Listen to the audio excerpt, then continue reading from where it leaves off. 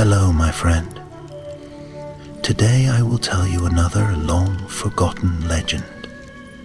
Close your eyes and let the magic transport you to Middle-earth. Our journey begins.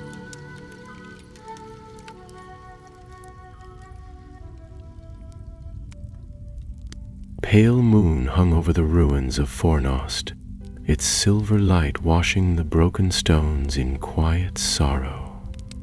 It was here, among the moss-wrapped walls and silent courtyards, that Halros the Ranger made his discovery. He was a young man of the north, sturdy and watchful, his eyes sharp as a hawk's, but tonight they gleamed with the fire of curiosity rather than the alertness of a scout. Halros crept through the crumbling remains of the old castle, the air cold with lingering shadows. Once this place had been a stronghold of Arnor, a bastion against the darkness of Angmar. Now it was little more than a memory, inhabited by wind and echo. But it was enough, for as Halros knelt beside the shattered throne room, his boot struck something half buried in the dirt. He leaned down and brushed away the dust.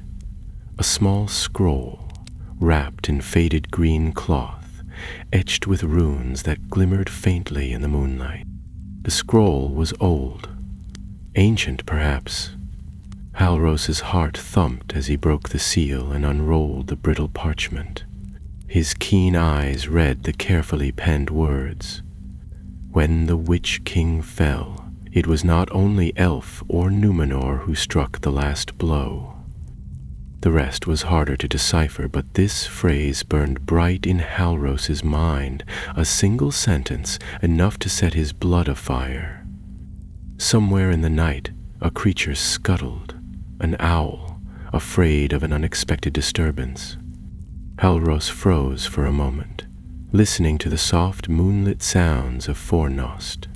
He drew the scroll into the shelter of a fallen archway and read more. The next line spoke of a figure, a lone warrior of the north, whose sword had shattered the physical vessel of the Witch King. But none recorded his name, and the parchment trembled in Halros's grasp as he felt the weight of his discovery. Why had this brave soul been forgotten? What truth had been overlooked? Halros rolled the scroll carefully and tucked it into his satchel. He stood and surveyed the empty hall, emptier than any grave. He recalled the old songs, how King Ernor of Gondor had ridden to Fornost with the elves and the men of Arnor, facing Witch King and Orc together in a clash that decided the fate of the north. Histories spoke only of those mightiest allies, no mention of a lone ranger, no hidden champion in the shadows. Yet here was proof that another hand had helped to shape the outcome. Moonbeams danced upon the tarnished floor plates as Halros started back down the path, boots crunching on dry leaves. The ruins lay silent but for a breeze that stirred old memories. He felt the hush of the night pressing around him, as if the stones themselves waited to see what he would do next. His mind raced. He could take this scroll to Arnor's remaining guardians, or send it south to Rivendell, where wise lore masters could decipher and judge its claim. But a voice drifted in his heart. What if the truth was meant to stay buried? What if this scroll was not an answer, but a question, meant to rouse danger? Still, Halros was a ranger, seeker of lost lore, protector of truth. If a forgotten soul had carved his place in that battle, it deserved remembrance. And if the keepers of knowledge feared its telling, then perhaps the world needed its telling all the more. So Halros made his choice. He would seek answers. And so he set his course. First, he would travel east, along the old road to Carndum, that ruined seat of the king's power, to search for traces of the lost warrior's name.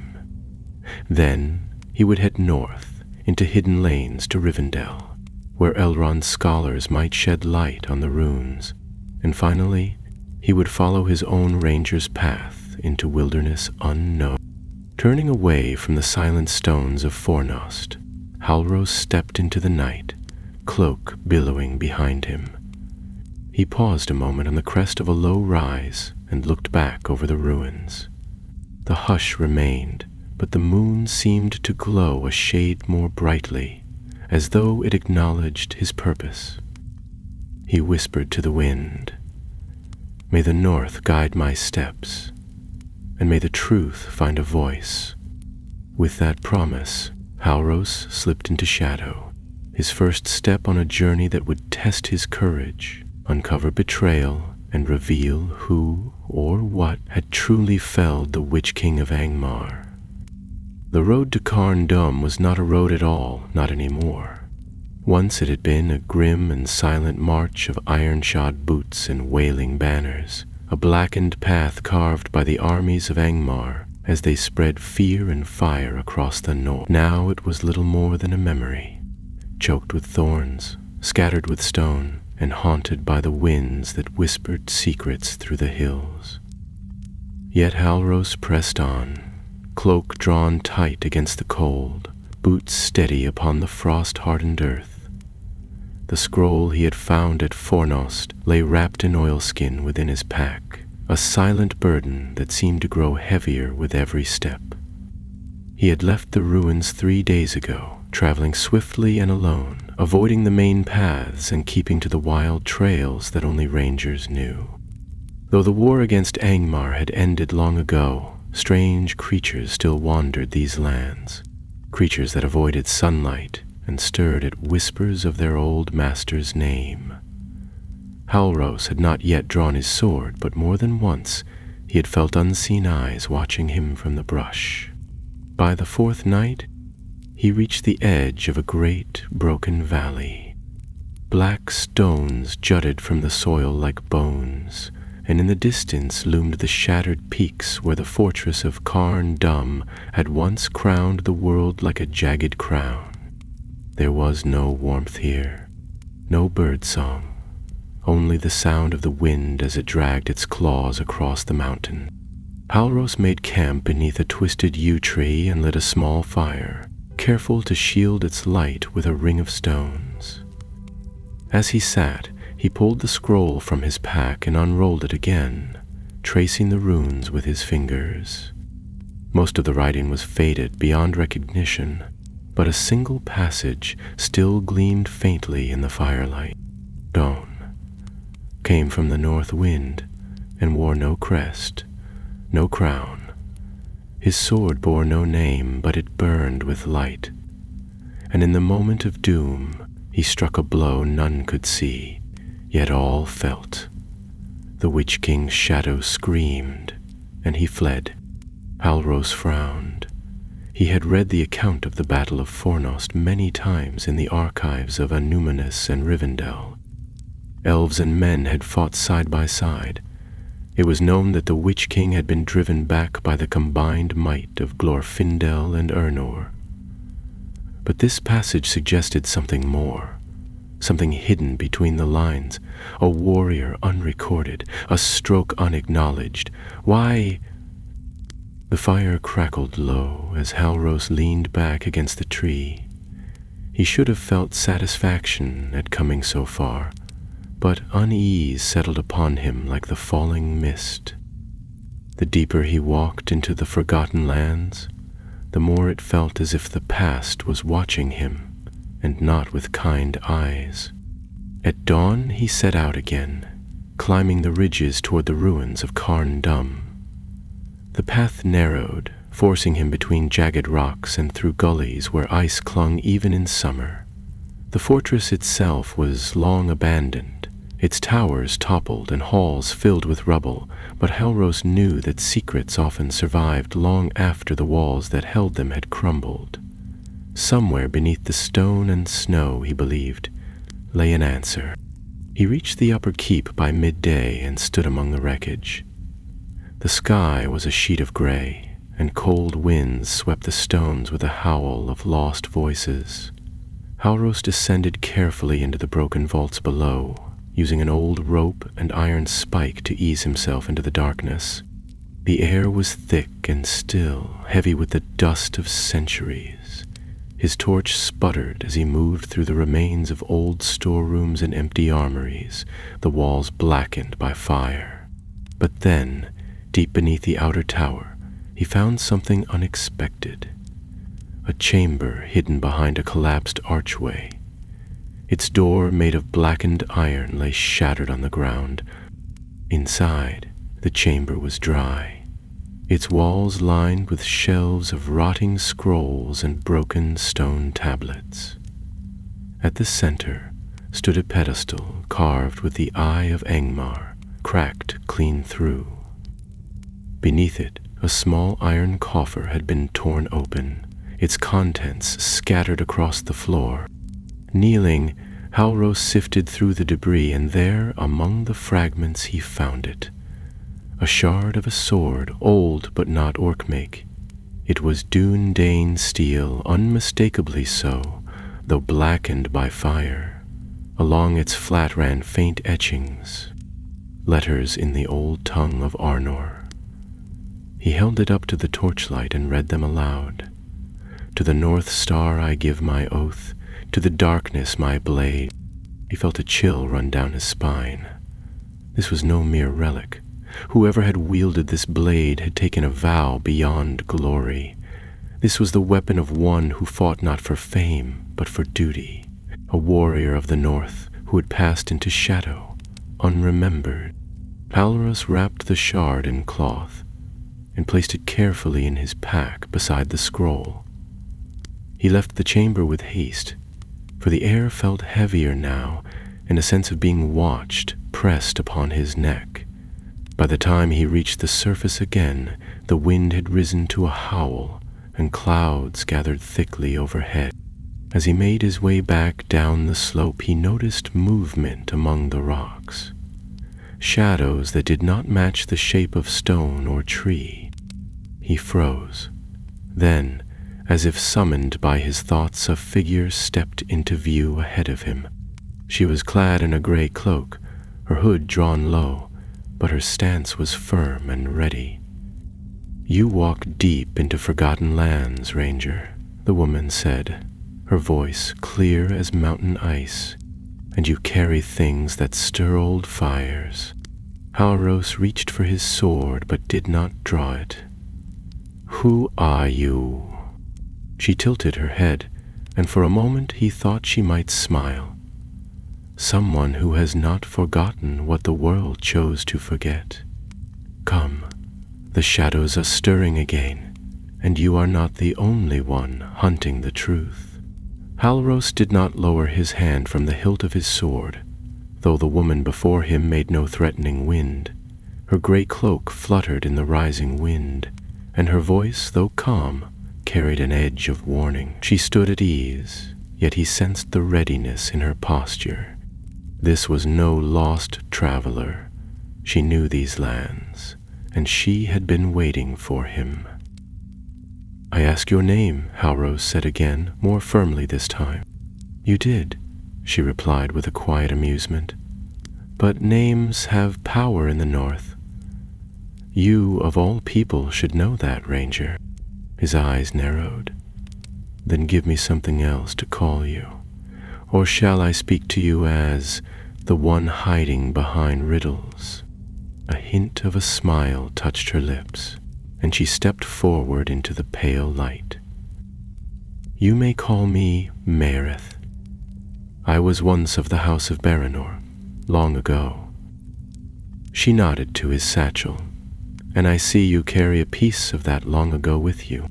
Halros didn't answer, but he could feel the weight of the scroll and the sword shard through the leather flap, as if they had grown heavier since she had spoken. The wind howled across the ridges, and the scent of snow was in the air. "You followed me," he said, though it came out more as a realization than an accusation. Meredith's gaze didn't waver. "I knew someone would come eventually. The scroll in Fornost was never meant to be found by just anyone. It was left for those who still walk with their eyes open. And what do you know of it? Enough to know that it's dangerous, she said, stepping past him now, her boots crunching on the frost-hardened earth. And enough to know that it's true. That gave him pause.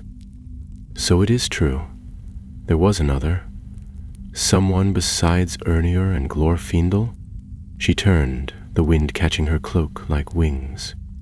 There was, but the tale was buried with the bones of Angmar, forgotten not by time but by choice. Palros frowned, stepping beside her as they began to descend the slope together. Why would anyone choose to forget a hero? Because not all heroes fit into songs, she said softly, and some truths are inconvenient. What you carry in your satchel, it could undo the tidy tale told by kings and lore masters. Then it must be told, he replied without hesitation, no matter who finds it inconvenient. She glanced at him sidelong, and for the first time there was a glimmer of respect in her eyes. Good. You will need that fire, Ranger, because the shadows that remember him have not forgotten either. There are things that stir again in the hills, old servants of Angmar, bound not to a master but to vengeance. They made their way down into a shallow ravine where the rocks shielded them from the worst of the wind. The remains of a small watchtower jutted from the side of the slope, its stones crumbling and overgrown with creeping moss. Marith led him through a narrow entrance that might have once been a doorway, now little more than a crack between broken walls. Inside, it was dry and dim, and someone, perhaps her, had laid down a bedroll and small bundle of supplies. "You've been here for days," Halros observed, his voice low in the stillness. "Longer," she answered, settling onto a flat stone, watching the pass, waiting to see who would come seeking what should never have been left behind. Palros sat across from her, pulling the scroll from his pack and laying it on the stone between them. The runes shimmered faintly, their light pulsing like embers. "Tell me what you know," he said, and Marith, after a moment's silence, began to speak. "The man you seek had no title. He was not a prince, nor a captain, nor even a knight. He was of the Rangers like you, born of the wilds, raised in hardship, trained in silence. He fought at Fornost, yes, but not in the line of honor. He was part of a small company that slipped through the city's burning streets while the great hosts clashed beyond. Their task was simple, to reach the citadel, and if possible, to strike at the Witch King himself." Palros leaned in, drawn by the gravity of her voice. "I've read no mention of such a company." "Of course not," she said. "They were never meant to be remembered. Their orders came not from kings, but from older voices, those who knew that the Witch King's strength was more than just his armies. Something had to strike at the heart, not just the limbs. And did they succeed?" Marith's eyes were distant now, gazing into memory. They reached the keep. All but one were slain. The survivor faced the Witch King alone, and in that moment he dealt a wound that even the Lord of the Nazgul could not endure. Not a wound of flesh, but of spirit. His blade was not enchanted, it was something else, and when the Witch King fled, he did so screaming, not from defeat, but from fear. Halros felt the hair rise on his arms. He remembered the old accounts, how Glorfindel had said that the Witch King would not fall by the hand of man, but that his doom was still fated. Yet this hinted that someone had already broken him once before. And the man? What became of him? Marith's voice dropped lower. He never returned. His body was found days later in the ruins, sword shattered, his face burned as if by shadow. They buried him in silence, The tale was sealed. None wished to spread the notion that the enemy had nearly fallen to a nameless wanderer. Glory needed to be clean, and kings needed to shine. Halros looked down at the shard he had found beneath Carndum. The words etched upon it now seemed a solemn vow, not just a flourish. "His name?" he asked. Marith hesitated. Thalion. That was what he called himself, though whether it was his true name none now know. The name struck a chord in Halros, though he could not say why. He looked out through the broken stones of the watchtower toward the west, where the clouds hung low over the hills. "Then Thalion must be remembered," he said at last, "and his tale told. I'll carry it to Rivendell, and from there—" "You'll carry it nowhere," Marith interrupted, standing swiftly. Her hand had gone to her dagger. "Not unless you're ready to fight for it. We're not alone." From the far end of the ravine came a low growl, followed by the clink of steel against stone. Shapes moved in the gloom. Figures clad in dark leather, their eyes glinting like wet coals. Halros rose to his feet, drawing his sword as Marith stepped beside him. He counted 3, then 4, perhaps more, slinking between rocks like wolves. "Remnants of Angmar," Marith said, voice steady. "They have been following the trail of the scroll for longer than you know." Halros gripped his blade tighter, the cold forgotten. The past, it seemed, would not give up its secrets without a fight. The first of them stepped into the open, tall, cloaked in dark mail, and wearing a helm shaped like a snarling beast. His sword gleamed wickedly in the dim light, notched and cruel. Behind him 3 more figures emerged, and a 5th crept along the ridge above, bow in hand. They moved with the stealth of hunters, silent but sure, as if they had stalked their quarry through far more treacherous terrain than these frozen hills. Halros and Marith backed toward the ruined archway of the old watchtower, their shoulders brushing stone as they set themselves against the narrow opening. Marith's blade whispered from its sheath, slender and keen-edged, with a pale blue tint that shimmered faintly in the shadow. Halros held his own sword with both hands, knuckles white, eyes fixed on the lead attacker. "The servants of the old king?" he asked quietly, breath curling in the cold air. "Worse," Marith answered under her breath. "Not all who served Angmar were orcs or men. Some were bound by darker oaths. These are the forgotten, souls who gave themselves over to shadow and found no release when their master fell. They exist between life and death, clinging to the ruins of his power. Abel can be killed." "Oh yes," she replied, "but not easily. Aim true, and don't let them touch your mind." The lead figure raised his sword in a silent signal, and the others began to close in. Halros's heart thudded, but his mind was clear. There was no room for fear, only focus.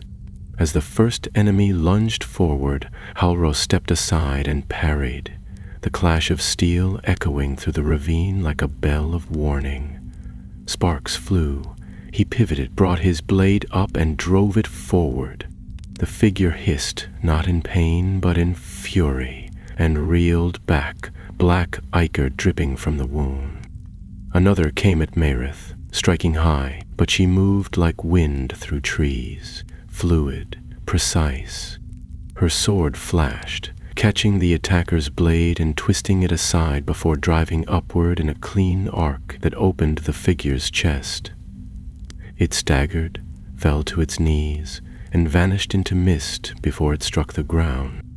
A cry rose from the ridge above. The archer loosed an arrow that whistled past Halros's head and struck the stone behind him.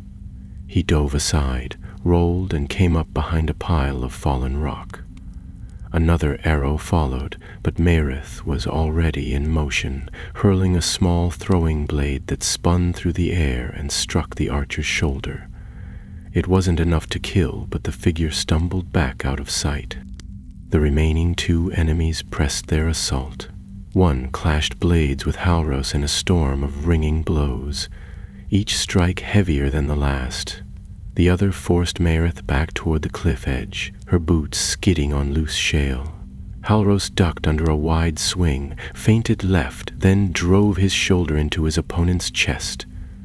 The figure staggered just enough for Halros to plunge his sword into its abdomen.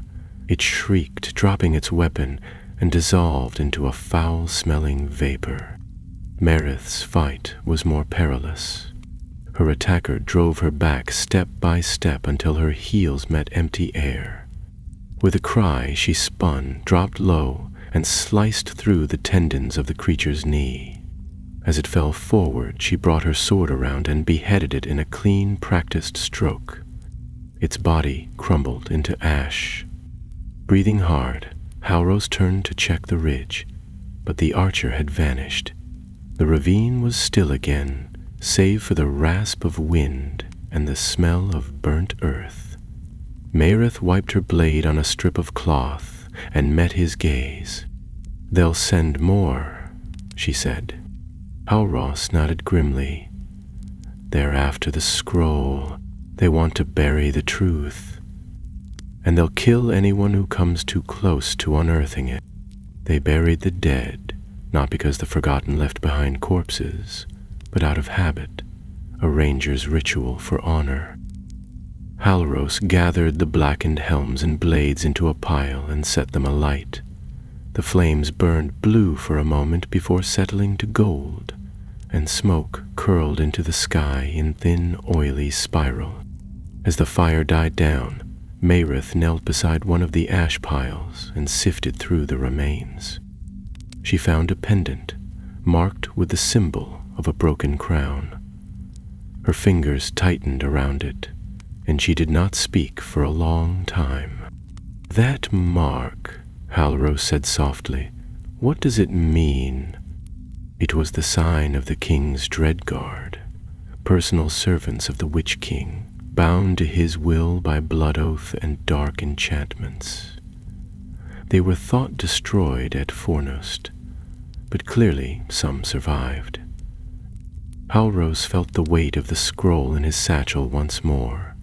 "Then we can't linger. If they've tracked us this far, they'll send more." Maerith stood, brushing ash from her hands. "We go east. There's a pass through the hills that leads to the hidden waystones, ancient places where memories cling like ivy. If there's more to be found about Thalion, it will be there." They set off at dusk, moving swiftly through the highlands. The path was treacherous, lined with crumbling cliffs and sharp stones, but both moved with practiced grace. As night fell, clouds gathered thick above, and snow began to drift through the air in fine, glittering flakes. The moon was a pale smudge in the sky, and camped beneath an outcrop of stone, sheltering from the cold beneath furs and cloaks. Halros sat by the fire, the scroll resting in his lap. He stared at the runes, willing them to speak more, to reveal something new, but they remained silent, shimmering softly like stars on a cloudy night. "You remind me of him," Maerith said suddenly, her voice quiet. "Thalion. He was quiet too, not because he had nothing to say, but because he waited for the right moment." Halros looked up. "You knew him?" She hesitated, then nodded. "I fought beside him once, long before the battle at Fornost. He was already marked by fate. He knew things, sensed things, before they happened. Some said he was touched by the sight. Others called him cursed. And you?" "I called him friend." Silence followed her words, filled only by the crackle of fire and the soft hush of falling snow. Halros thought of the sword shard, of the scroll, and of the battle long past that still cast its shadow over the north. A forgotten hero, a buried truth, and now enemies rising from the dust of history to silence it once more. "I'll see it through," he said at last. "Whatever awaits us east of here, I won't turn back." Marith smiled faintly, her eyes reflecting the firelight. "Good, because the truth deserves more than silence. And Thalion, he deserves more than a forgotten grave." The fire burned low, and the snow thickened. The two travelers slept in shifts, ever watchful, for the land was no longer safe. Something had awakened, and in the distance, far beyond the hills, a shadow moved beneath the stars. Dawn came gray and quiet, with thick clouds hiding the sun and casting a dim light over the frost-covered hills. Halros and Mareth broke camp quickly, wrapping their cloaks tighter as the cold wind picked up, moaning through the crags like a restless spirit. They spoke little. Words were scarce in lands where silence clung to the rocks, and both knew better than to draw attention, especially now that the forgotten had found their trail. Even without voices in the wind or shadows moving in the mist, the sense of being watched had not left them since the skirmish in the ravine. They moved through narrow gullies and hidden paths, the terrain rough and winding, climbing higher with each step. The pass Mareth spoke of was not marked on any map Halros had seen, and indeed, it did not resemble a road at all, merely a seam in the stone that twisted upward through the mountains, flanked by sharp ridges and thick with snow. Once, perhaps, it had been used by the Dunedain of old, or even by the Witch King's own messengers, for the stone beneath their boots bore signs of wear, but no one had trodden here for many long years. As they climbed, Mareth explained the nature of the place they sought. The waystones were raised before even the kingdom of Arnor, before the founding of Fornost or the fall of Numenor. They were places of watching and remembrance, where oaths were sworn and knowledge stored, not in books, but in the very air and stone. If Thalion's tale was known to those ancient guardians, the waystones will show us. "And what are we meant to do?" Halros asked. "Speak a name? Offer blood? I've never heard of such things being used by the rangers." "You wouldn't have," she said. "The stones are older than the rangers themselves. They answer only to those they deem worthy, and only if the tale they seek to tell has not faded beyond all memory." Halros fell silent, chewing over her words. It sounded like old magic, the kind that no longer had a place in the world of steel and shadow. Yet he had seen too much now to doubt her. If the waystones could speak, even in memory or vision, then they might hold the last true trace of the one called Thalion. They reached the crest of the pass by midday, the wind sharp enough to bite through their cloaks. Before them stretched a broad plateau ringed by jagged peaks, and at its center stood a circle of tall standing stones, half buried in snow, their surfaces worn smooth by time. The air was still here, strangely still, and though the sky remained overcast, a pale golden glow seemed to linger around the stones, as though the sun watched from behind the veil. Halros approached the circle slowly, boots crunching in the snow. As he passed between the outermost stones, he felt the air shift, cooler, heavier, and filled with something unspoken. It was as though the stones held breath, waiting. Mareth followed, keeping close, and together they stepped into the heart of the ring. The wind ceased entirely within the circle. Halros removed the scroll from his satchel and unrolled it in his hands, the parchment trembling slightly though there was no breeze. The runes glowed faintly. "What now?" he asked. "Speak his name," Mareth replied, not as a question, but as a call. He drew a breath and let it out slowly. Then, in a voice steady but low, he said, Theon. The glow from the scroll intensified.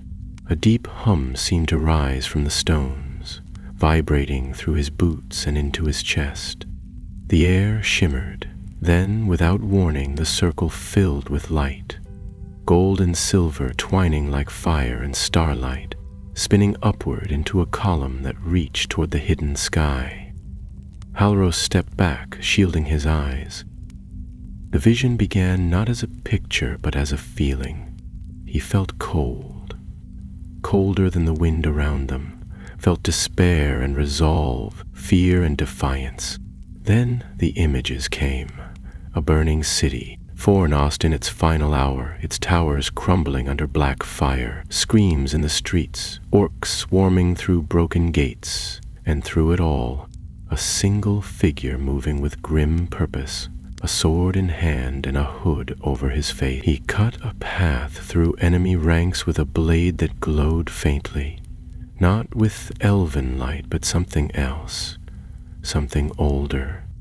Alros saw the man ascend the citadel steps, blood on his cloak, breath ragged. Inside, in the shattered throne room, waited the Witch King, cloaked in shadow, crowned with flame. Their swords met only once, and it was enough. Talion struck not at the body, but at the spirit. His blade pierced the veil that held the Nazgul's shape, and the scream that followed was not heard, but felt. The Witch King fled, his form dissolving into mist, vanishing into the east. Then the vision changed. Thalion stood alone among the ruins, smoke rising around him.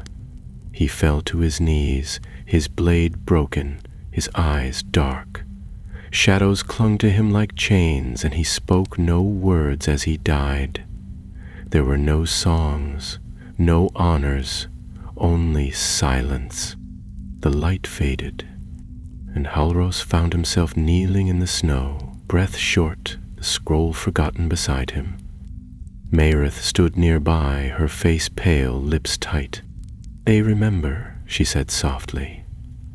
"The stones remember." Halros rose slowly, wiping snow from his gloves. "That was real," he murmured. "He was real." "And now you know why his name was lost," Maerith said, picking up the scroll. "He saw what no other did, faced what no other dared, but it was never meant to be known, not by those who wrote the histories." "Not?"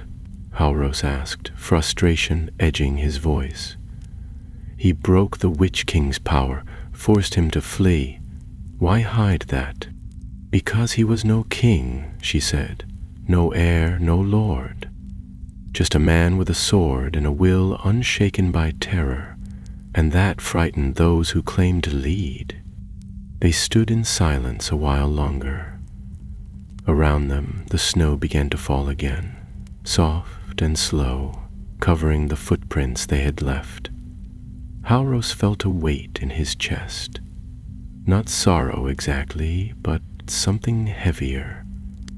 Responsibility, perhaps, or truth unearthed. "We should go," Maerith said. "This place will not protect us from the shadows that follow." He nodded, tucking the scroll safely away once more. As they turned from the stones and began to descend the far side of the ridge, Halros looked back once. The circle stood quiet, as it had for centuries, and the snow continued to fall. But now he carried something more than parchment and steel. He carried a name, and names in the world of Middlegate could shake the very foundations of stone and shadow alike. They descended the pass in silence, each step crunching in the snow that had thickened since morning. The sky above remained a dull pewter, casting the land in a pale, lifeless glow. Wind stirred through the narrow gullies and whispered through the black pines below, but neither Halrus nor Maerith spoke. The vision from the waystones lingered too heavily on their minds to be easily cast aside. Halros replayed the images again and again as they moved through the highlands. He could not forget the lone figure, Thalion, standing in the ruins, sword broken, body burned, and yet unyielding. There had been something about him, something both ordinary and great. He bore no sigil, wore no finery, and his name had never passed the lips of bards, but his blade had touched the shadow that even kings feared, and in that moment he had done what no army could. They stopped before dusk at the edge of a ravine, where a stream still ran beneath the snow. The air was bitter, and the smell of smoke drifted faintly on the breeze. Halros crouched and placed a hand to the stone. The heat was faint but real. He glanced up at Merith, who was scanning the horizon. "They're close," she said, "closer than they should be." Halros nodded. "They must have followed us from the circle. Or waiting for us to return," she muttered. "The Forgotten are cleverer than orcs. They remember how to hunt." They made camp in the shelter of a hollow beneath an overhanging ledge, screened by brush and rock.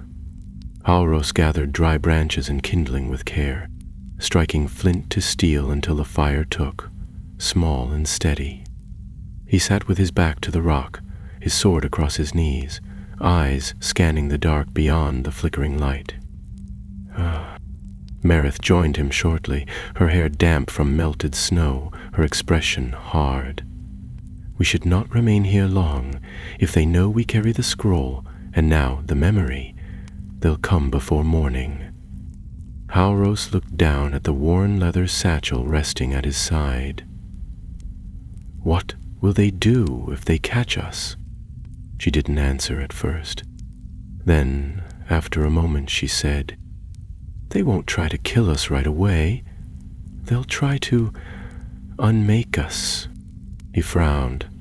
"What do you mean?" "They serve shadow, not steel. Some of them can break minds before they break bones. They'll try to twist the truth in your thoughts, make you forget what you've seen, make you doubt it. And if that fails," she tapped her blade meaningfully. Halros tightened his grip on his sword. "Then we don't let them speak." Merith gave a faint nod of approval. Spoken like a ranger. The night deepened around them, and though the fire gave warmth, the cold seemed to creep inward, pressing against their skin with unseen hands. Halros dozed in short intervals, waking at every sound. A snapping twig, a gust of wind, the far-off cry of some unseen creature. It was near the 4th hour of night, when stars had just begun to pierce the clouds, that he saw movement beyond the trees. He rose without a word, touching Merith's shoulder. She was instantly alert, hand on her dagger. Together they crouched low, peering into the shadows beyond the firelight. Shapes moved between the trees, slow, deliberate, not the clumsy stumbling of wild beasts, but the measured step of those who hunted with purpose. At least 3, perhaps more. Halros could see the glint of mail beneath dark cloaks, the pale shine of skin too long untouched by sunlight. One of the figures stepped into clearer view, and Halros felt his breath catch. Its face was covered by a veil of black cloth, but its eyes, what remained of them, burned with a pale fire. It carried no sword, but in its hands was a staff, carved from some gnarled wood and etched with runes that pulsed with faint red light. It raised the staff and pointed it toward the camp. "Now," Merith hissed. They moved swiftly. Halros kicked snow onto the fire while Merith spun a long-handled blade from her pack and slashed through the brush at the side of the hollow. They scrambled up the rocky ledge and into the trees as the figures descended on the camp below. A hiss, like steam rising from cracked stone, echoed behind them. Then came a voice, not spoken aloud, but crawling into Halros's thoughts like smoke. "You cannot keep what should not be remembered." Halros staggered but kept running, Merith seized his arm and pulled him onward. "Don't let it in," she shouted. "They're trying to root into your mind." He gritted his teeth, focused on the crunch of snow beneath his boots, the wind on his face, the sword in his hand. All real, all present. He would not lose himself in shadow. They ran until the voices faded, until the trees thinned and the land opened up into a broad plain scattered with stone. Ahead, low hills rose like waves, and beyond them, a faint glow marked the edge of dawn. Only when they reached a fallen oak did they stop, gasping for breath. Merith sank to her knees, brushing hair from her face. "We're not safe yet," she said, voice ragged. "But we've gained distance. They don't move well in daylight." Halros leaned against the tree, chest heaving. "How do we fight them, if they can get into your thoughts?" "There are ways," Merith said, reaching into her cloak. She withdrew a small silver chain bearing a smooth white stone and passed it to him. "This is a stone of Hallandor. It's old, not powerful, but it grounds the mind. Keep it close. As long as you hold it, they won't touch your thoughts."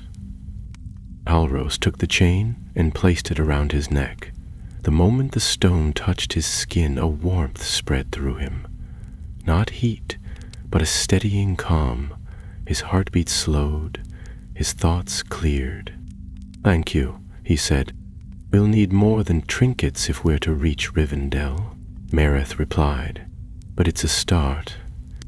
They rested until full daylight touched the land, then began their journey south and east, toward the hidden roads that would lead them through the wildlands to the valley of Imladris.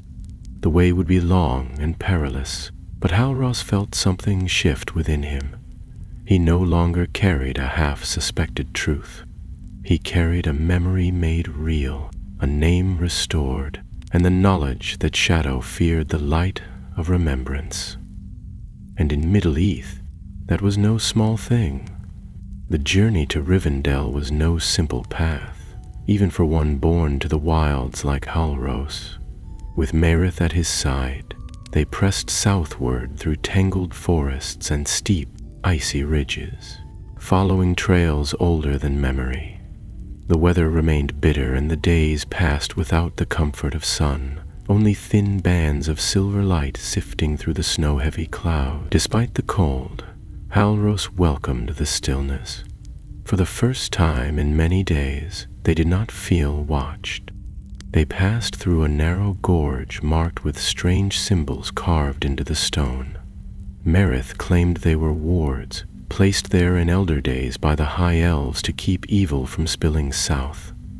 Whether they still held any power she couldn't say, but Halros noticed that even the birds avoided the place. By the third day, they reached the foothills of the Trollshaws. It was a land of crooked trees and moss-covered boulders, where streams flowed under layers of ice, and the very wind seemed reluctant to linger. Halros had traveled this way once before, years ago, on a scouting mission for the Dumadine, but it felt different now, as though the land itself was holding its breath. Merith grew more watchful with every mile. Her eyes scanned the treetops and the hollows between hills, her hand rarely straying far from her blade. They spoke little, but when they did, it was with purpose. "They'll try again," she said one evening as they made camp beneath a cliff overhang. "The Forgotten don't give up easily." Halros nodded, sharpening his sword in slow, careful strokes. "Do they serve anything now, or is it just hate that drives them?" "Hate," Merith replied, "and the memory of power. They were creatures of will once, not just soldiers, sorcerers, seers, bound to the Witch King by promises deeper than death. When he fell, they didn't die, they broke." Halros didn't ask what happened to those who broke in such a way. He had seen enough in the hills of Angmar to guess. That night they slept lightly, taking turns on watch. Halros dreamed of fire and shadow, of a broken sword buried in snow, and a voice crying out without words. When he woke, the sky was beginning to pale, and Maerith was already packing their gear. It was midday when they reached the narrow path that led toward the hidden borders of Rivendell. Here the land changed again. The forest grew thicker but less wild, the trees older and greater in stature.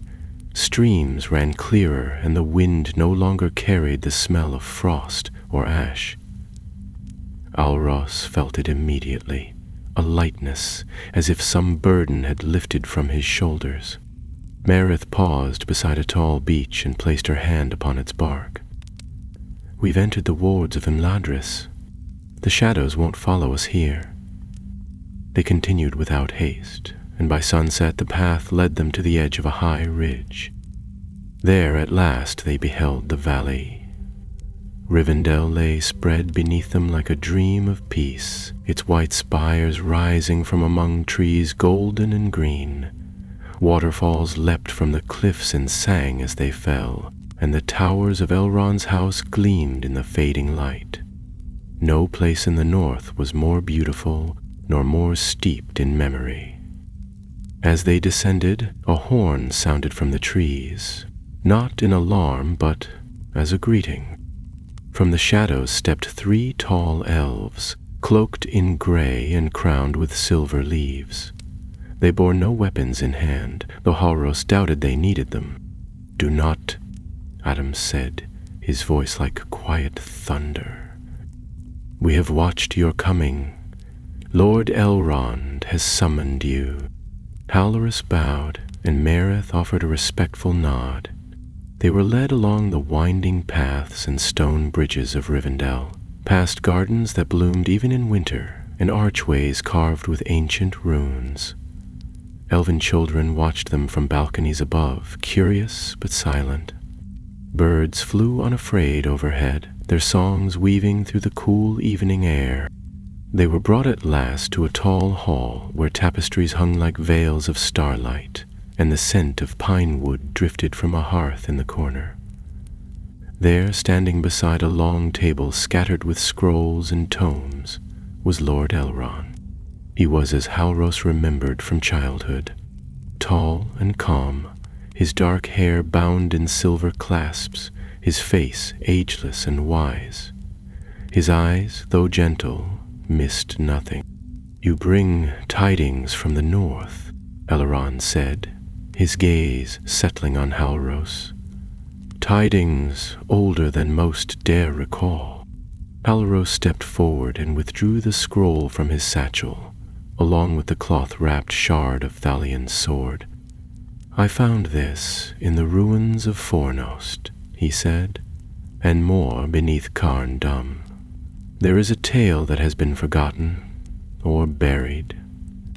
Elrond received the scroll with solemn care, his long fingers tracing the edges, as if feeling the weight of its truth. He read in silence for a time, then unwrapped the shard and examined the blade. "Duned Vain make," he murmured. "From the forges of Annúminas, perhaps. This blade belonged to one of great skill and greater courage." Maerith stepped forward. "His name was Thalion. He fought in Fornost, faced the Witch King alone. The Waystones confirmed it." Elrond's eyes flicked to her. "You speak of the stones near Durin's Pass. Few remember their location." "I remember," she said simply.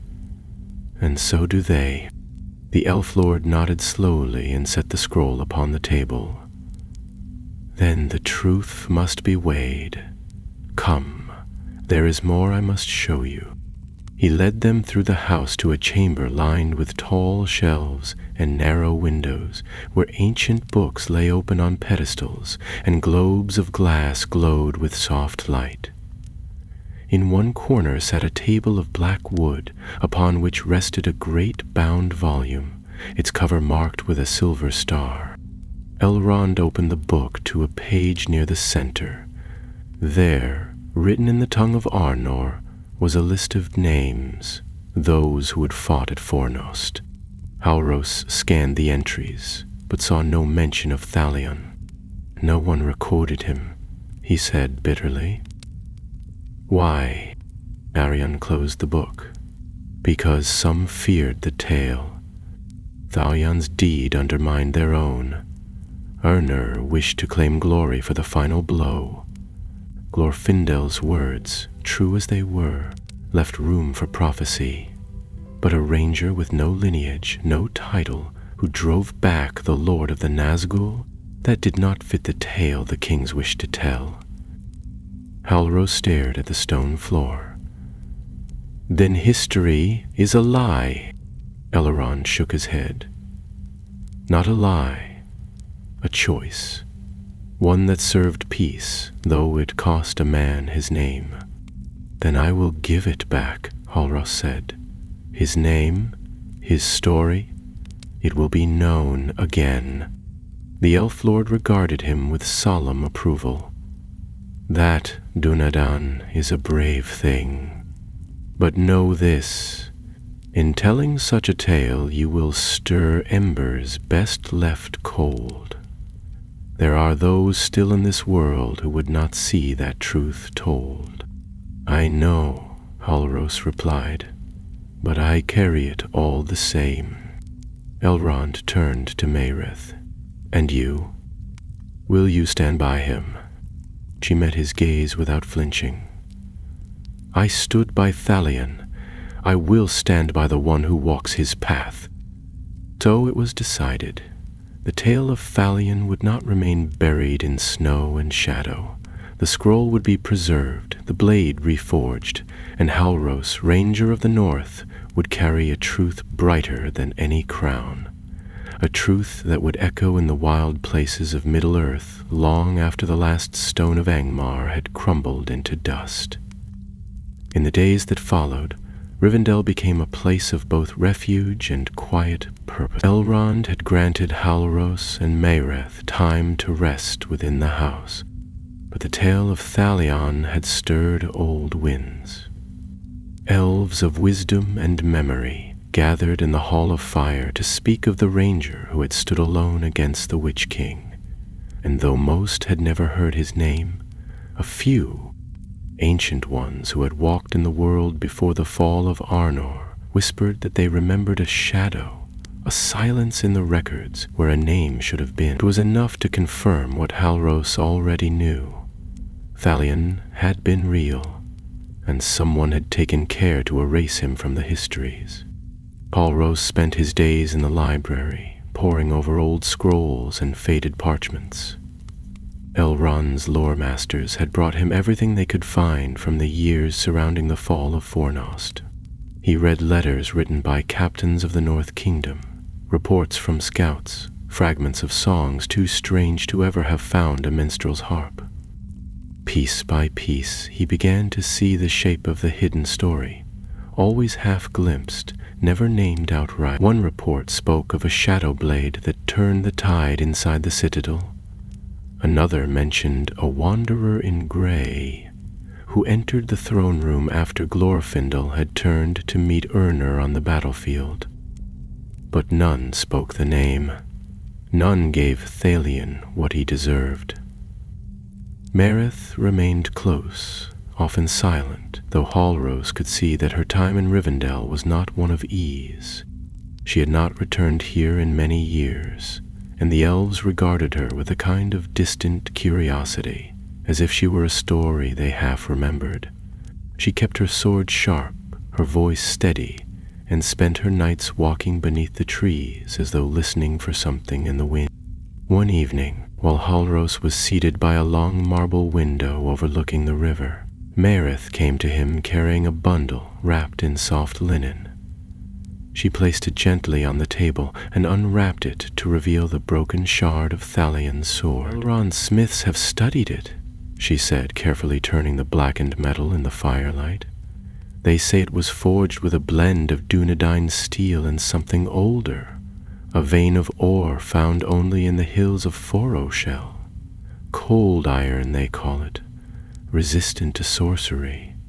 It explains how Thalion's blade could wound the Witch King's form. Halros picked up the shard, feeling its weight in his hand. Though broken, the metal still held a quiet strength. Can it be reforged? Yes, Marith said, her voice quiet. But it will take time, and a smith willing to forge it not as a relic, but as a weapon. He nodded slowly. Then we wait, and while we wait, I will write. With parchment and ink provided by the elves, Halros began to craft the tale of Thalion as it truly was, not as a myth, not as a legend, but as a life.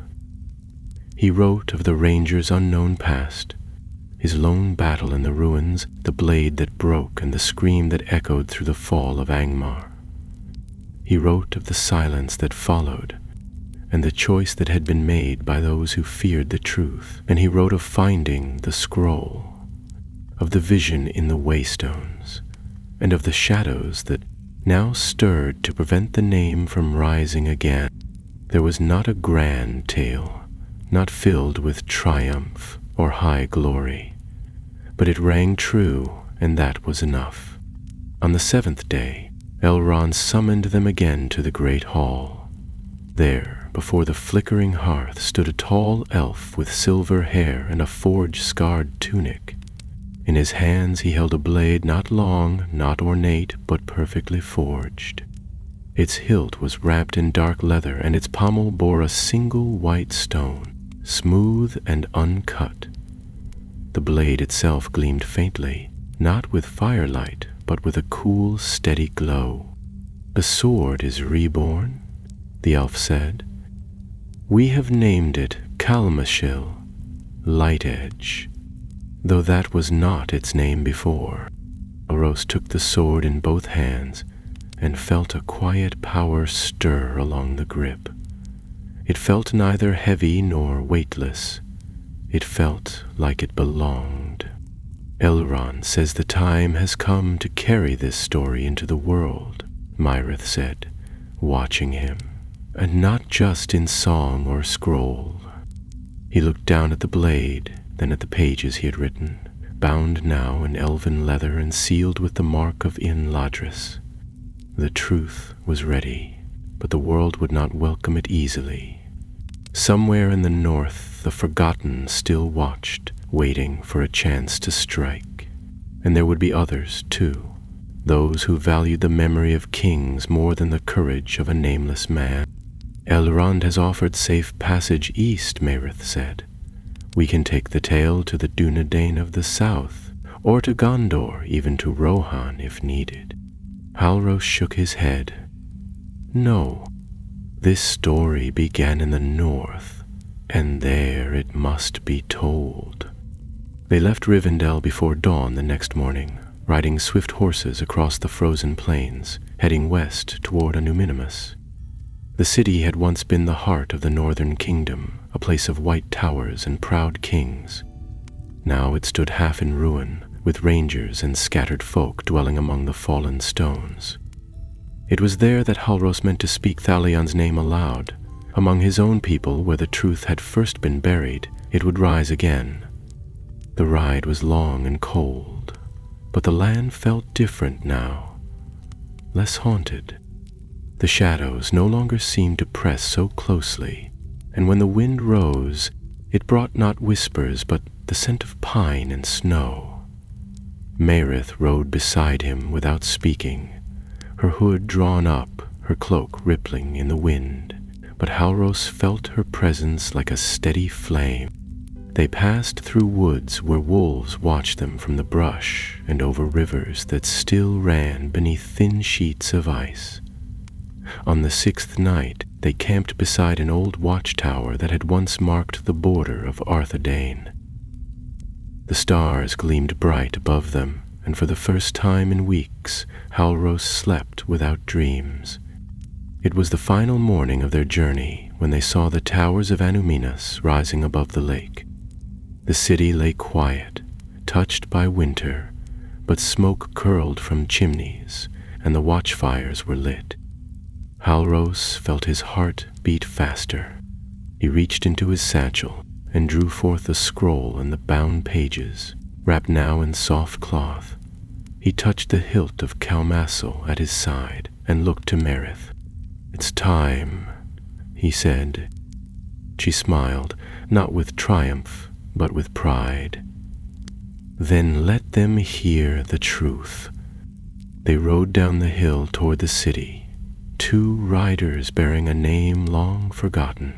Behind them, the wind stirred the snow, and high in the hills something dark turned away, vanishing into shadow.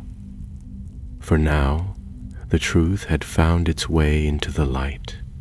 The rangers of Anomaminus were a quiet people, proud and grave, shaped by a land of fading towers and wide skies. When Halros and Merith rode through the ancient gates, none greeted them with trumpets or fanfare, only watchful eyes from the battlements, and silent nods from cloaked figures in the shadow of broken columns. These were the sons and daughters of the North, protectors of the last strongholds of Arnor, and though their numbers had grown few, their memory was long. Halros dismounted before the Hall of Records, a stone building whose roof had once gleamed with silver, now faded to gray.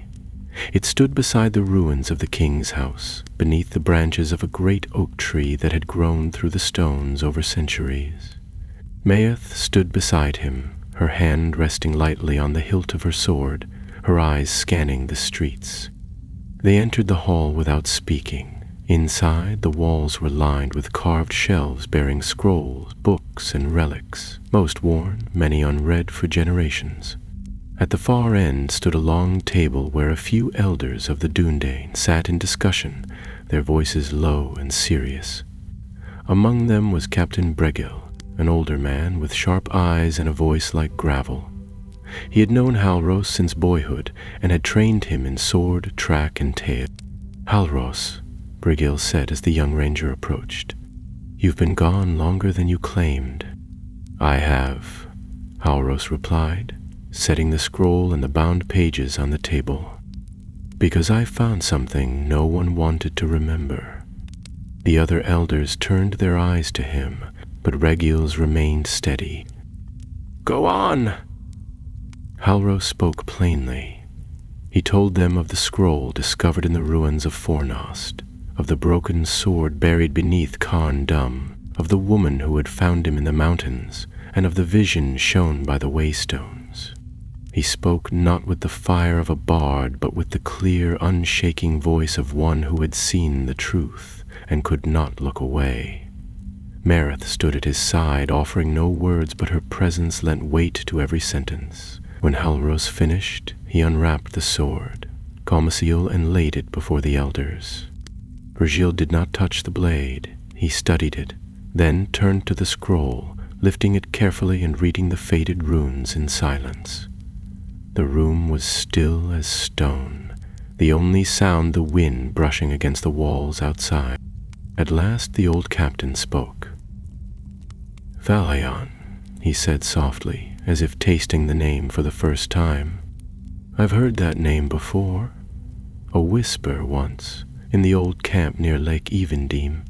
A tale of a ranger who walked into the flames of Fornost and never returned. They said his sword cracked the silence of death, but none ever claimed it openly. Because someone didn't want it claimed," Merith said. "His deed was buried, his name unwritten. But now we have the scroll, the blade, and the memory. You cannot turn away from it." One of the other elders, a pale-habled woman named Miriel, leaned forward, frowning slightly. "And what would you have us do? Sing songs in the streets? Rewrite the Book of Kings?" "I would have you remember him," Halros said. "Nothing more. I don't ask for statues or banners, but his name should not vanish from the world, not while we still speak it." There was silence again, deeper this time. not of denial, but of weighty thought. Brigil reached for the bound pages Halros had written, opened them, and read the first few lines aloud. "Am not for glory, nor for song. He came because the shadows had come first, and someone had to follow them into the dark." The old captain closed the book and looked at Halros with something like pride in his eyes. "Then let his name be spoken. We will place his story in the northern archives. We will tell the young of him, as we tell them of Arvedui in Amleth, of Aranarth and all who stood against the fall of the north. Falion, son of the wilds, let him be remembered." The decision rippled through Numinous swiftly. No horn sounded, and no great proclamations were made. But in the common hall where rangers gathered at the end of long journeys, a new tale was told beside the fire. A tale not of kings or battles won, but of one who fought with no hope of fame and gave his life to stall the darkness for one more moment. Children whispered his name as they played among the stones. Elders carved it into a simple pillar near the edge of the lake, where the reeds rustled and the water remembered old songs. And when the rangers next rode out into the wild, many bore blades touched with white stone at the hilt, a silent homage to the man who had fought alone in a dying city, and whose memory now walked with them. As for Halros, he remained in the city through the turning of the season, aiding the scribes who transcribed the tale, and speaking with those who came seeking truth. Many wanted to know what had really happened on the day the Witch King fled Fornost, and Halros told them. Not with boasting, but with quiet clarity. He always began the same way, with the image of a man alone on the citadel steps, walking not toward victory, but toward a death no one would sing about. Merith stayed by his side during those days, though her eyes often turned north. One morning, as the spring mists began to rise from the lake, she told him she would be leaving. "There are others who must know," she said, "old allies of Thalion. A few still live, hidden, scattered. If the tale is to be whole, they must have their say." Halros stood with her at the edge of the city, his hand resting on the hilt of Calmasil. "Will you return?" "If the road leads me back," she said with a small smile. "But if not, keep the sword sharp, and the name alive." She mounted her horse and vanished into the trees like mist on the water. Halros watched her go until the woods swallowed her completely, then turned back toward the city. There was more work to do, and the shadows were not done with Middle-earth. But a name once forgotten now lived again, carried not on banners, but in the hearts of those who walked the wilds. Thalion had not broken the Witch King, not entirely, but he had broken his silence, and in the end that was the truest kind of victory. Rain fell soft and steady over the wilds west of Numinous, soaking the mossy earth and drumming gently on the broad leaves that stretched over the woodland paths. The light was dim beneath the canopy, not from storm or cloud, but from the simple gray hush of an early spring day in the north. Halros moved along the trail with practiced ease, his cloak drawn tight about his shoulders, the hilt of Calmasil visible beneath. His boots left little sign in the damp soil, and his eyes remained alert, for though he no longer traveled alone, the wild still demanded respect. Beside him strode a tall ranger named Edric, one of the northern wardens of the lakelands. They had ridden out together at dawn, and after half a day's march, Edric had said little, content instead to let the reins speak. Only when they paused beneath the shelter of a broad-armed elm did he speak. "Strange," he said, shaking the rein from his hood. "I always thought the tale of the Witch King's fall was complete. That Urnur and Glorfindel saw him off. The The stories told it so often, none of us ever questioned it. That's how it was meant to be, Halros answered, unfastening his satchel to retrieve a strip of dried meat. Neat, finished, easy to remember. But the truth doesn't often wear those colors. Edric nodded, chewing thoughtfully on his own provisions. It's a better story now, he said after a pause. Harder, but better. That one of our own stood there with no banners, no hope for glory. That's something worth remembering. Halros said nothing, but a quiet warmth stirred within him. In the weeks since Thalion's tale had been spoken aloud, the truth had begun to take root, slow and strong. It did not spread like fire, but like ivy. Finding stone, clinging deep and growing steadily.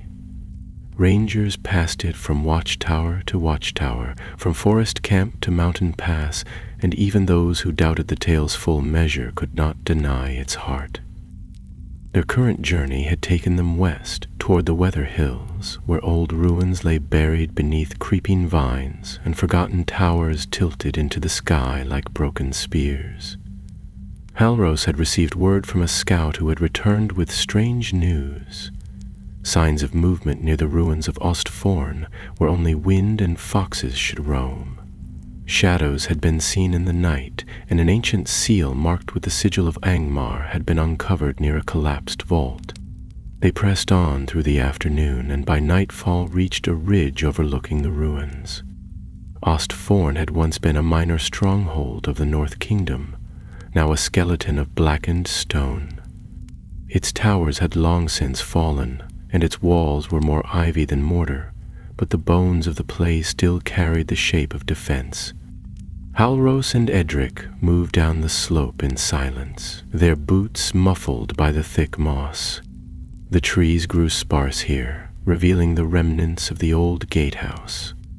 Something about the stillness set Halros on edge. He motioned for Edric to circle around while he approached from the north. Inside the ruin, all was quiet save for the soft tapping of water dripping from the broken stones. Halros stepped lightly through the inner courtyard, scanning the ground.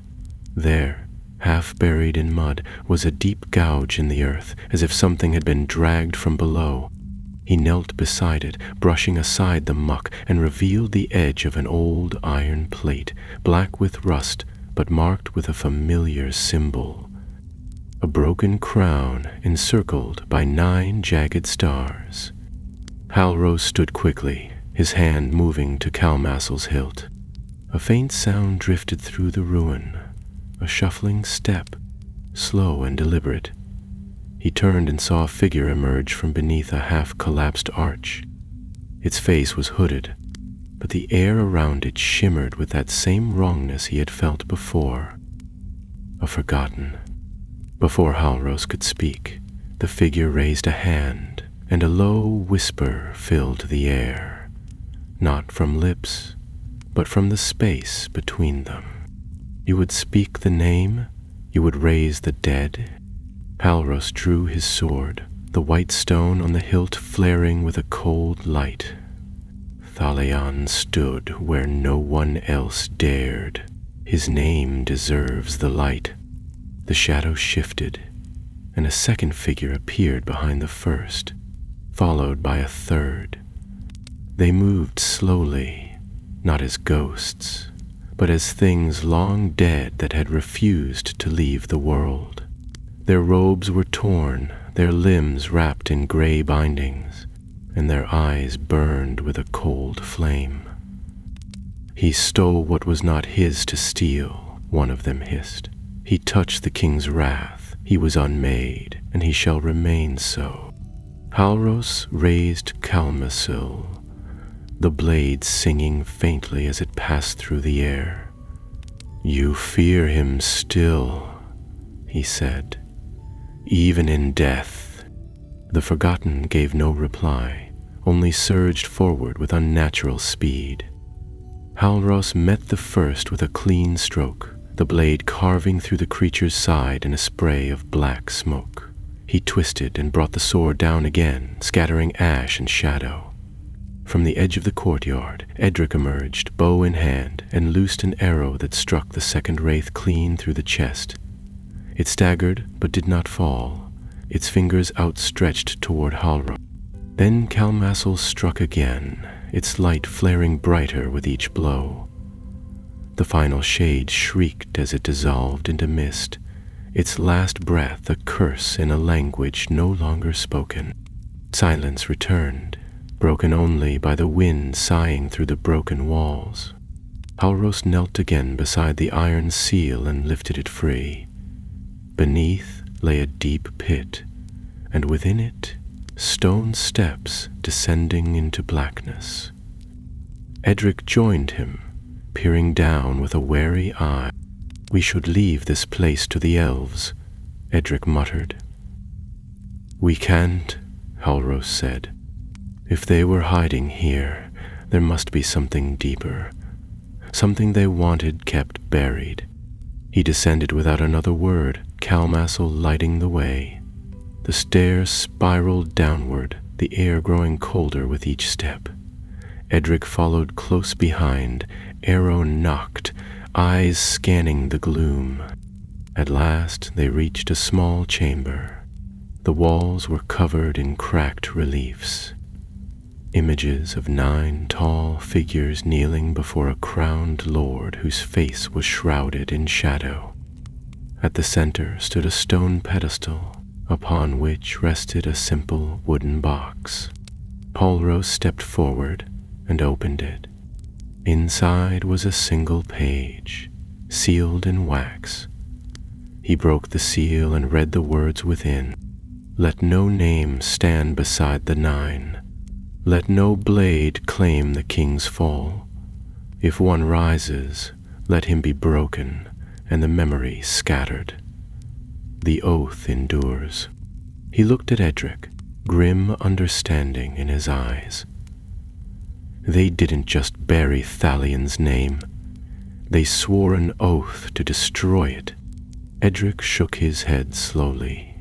"Then they failed, because we remember." Halros folded the page and tucked it into his cloak. When they climbed back into the night, the wind had changed, rising from the south, warm and sure. Whatever came next, they would not face it alone. Thalion's tale was no longer a secret.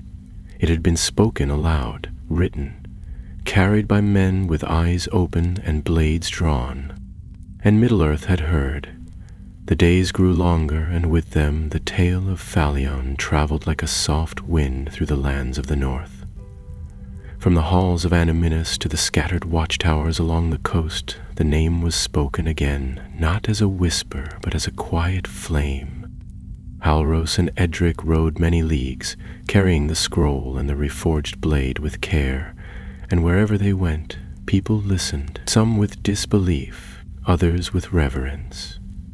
It was the way of stories, Halros thought, to find their own place in the hearts of those who would hear. But the shadows stirred still.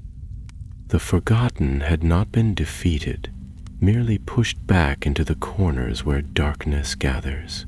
Rumors of strange sightings reached the rangers, figures cloaked in mist moving between villages, cold winds that carried voices not quite human, and sudden silences where once there had been laughter. Halros knew the peace would not last. One evening, as they made camp beneath a stand of ancient oaks, Marith returned to them, as silent and steady as the forest shadows. She brought news from the west, warnings of a gathering darkness near the borders of Arnor, where a secret cult of shadow still whispered to the fallen king. "We cannot wait," she said, her voice low. "The time to act is now." Halros looked at her, then at Edric, who nodded grimly. Together they planned their course toward the haunted lands of the Weather Hills, where the forgotten were said to hold their last rites. It was a place of wild stone and twisted trees, where the wind carried the scent of decay and the earth was cracked with ancient scars. The journey was hard, each mile seeming to weigh heavier than the last. The sky was often gray, and the nights were cold enough to bite through leather and cloak.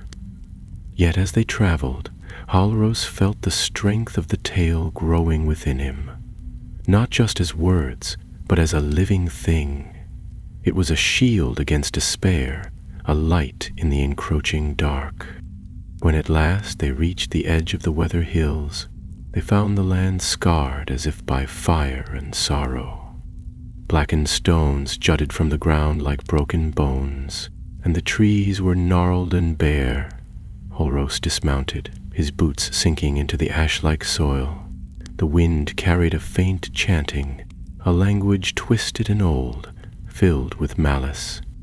Marith drew her blade, the pale glow of Calmassil illuminating the path ahead. "They prepare a ritual," she whispered, "something to call the Witch King back, to strengthen what was broken." Hallros's jaw tightened. "Then we have little time."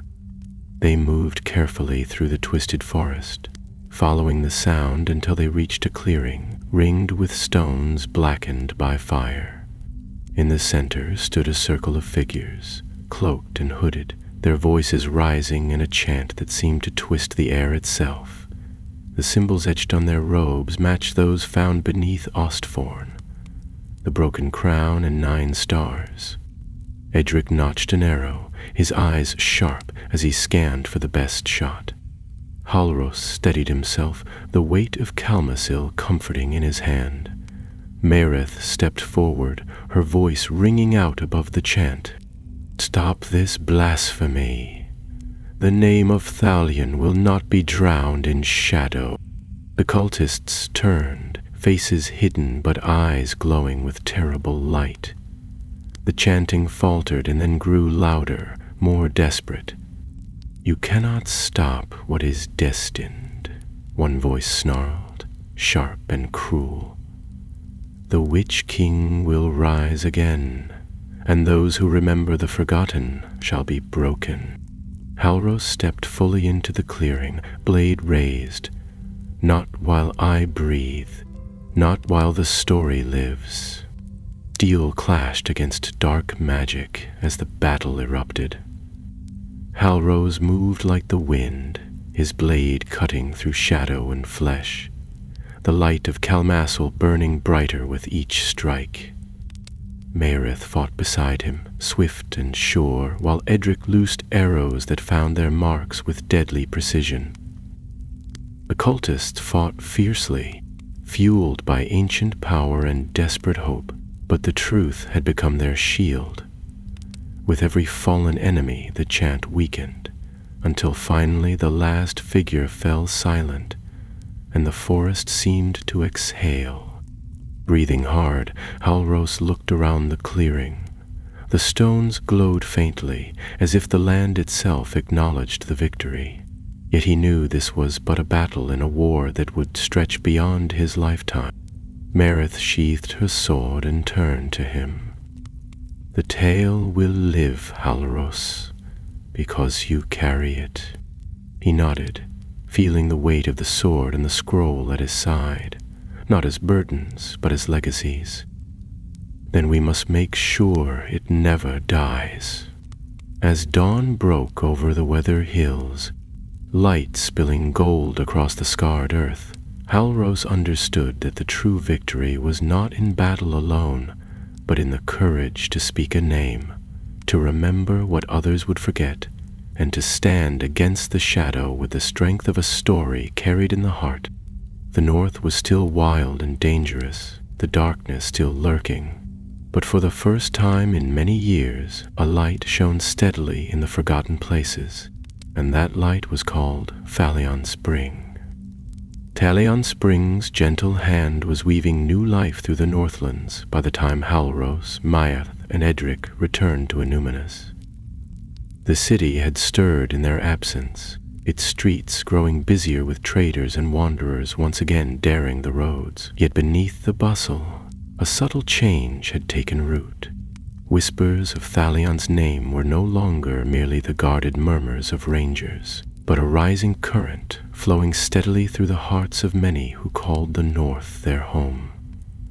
It was as if the very air breathed anew with hope, kindled by the tale of a nameless hero brought back from shadow. The halls of Antunimus welcomed them with quiet respect. Elders and youths alike gathered to hear news from the wilds, and Halros found himself standing before the great fire pit in the common hall, the scroll and sword beside him. His voice carried through the space, steady and clear, as he recounted their journey, not as a boast, but as a reckoning. He spoke of the forgotten warrior, the vision in the waystones, the oath sworn by the cult, and the battle fought beneath the weather hills. Each word was a thread in a tapestry that wove past and present into a living story. As he spoke, he saw faces lift in understanding, eyes glisten with tears long held back, and hands tighten in silent resolve. This was the power of remembrance, the way a single truth could bind a people more tightly than sword or shield. When the tale ended, there was a silence deep enough to hold the weight of 1,000 unspoken prayers. Then Captain Brigel stepped forward, his voice ringing with quiet authority. Halros has given us more than a story.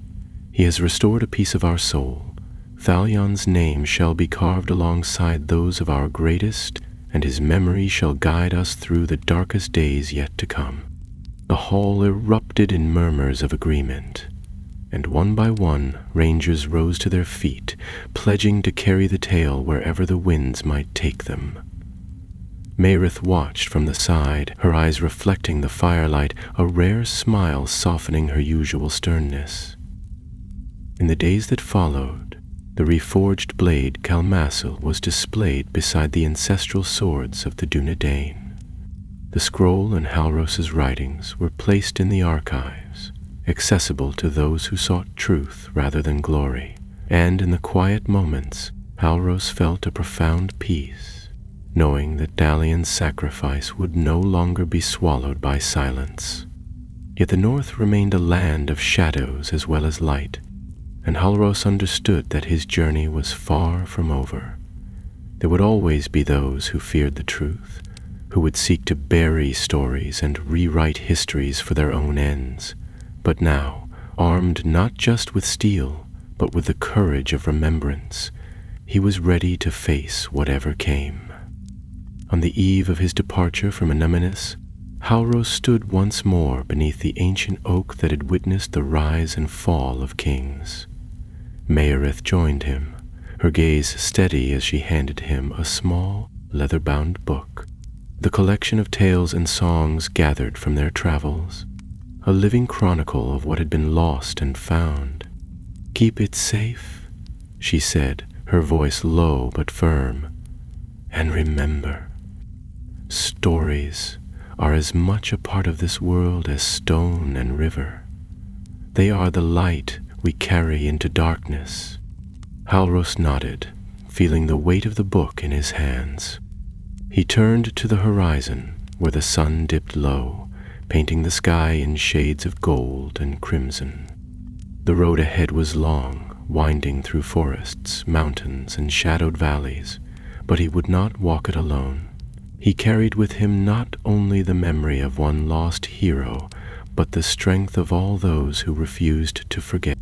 As night fell, the stars blinked alive over Middlegate, and somewhere, far to the east, the wind whispered a name once silenced but never truly gone.